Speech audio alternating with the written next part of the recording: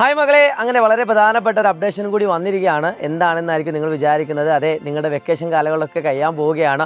ഈ വരുന്ന ജൂൺ 2-ാം തീയതി, അപ്പോൾ ഒരു മെയ് മാസം കൂടി നമ്മുടെ മുന്നിലുണ്ട്.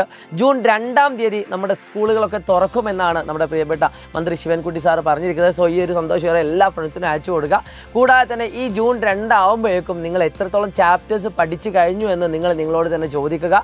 10ാം ക്ലാസ്സിലേക്ക് എത്തിയ വിദ്യാർത്ഥികളൊക്കെ എനിക്ക് പറയാനുള്ളത്, നിങ്ങളുടെ വാല്യുവേഷൻ കാര്യങ്ങളൊക്കെ എല്ലാം ടഫാക്കിക്കൊണ്ടിരിക്കുകയാണ്. എഡ്യൂക്കേഷൻ സിസ്റ്റം തന്നെ മാറിക്കൊണ്ടിരിക്കുകയാണ്. അപ്പം അവസാനം തൊട്ട് പഠിച്ചിട്ട് കാര്യം ഉണ്ടാവില്ല. ആദ്യം മുതലേ പഠിച്ചു പോവുക.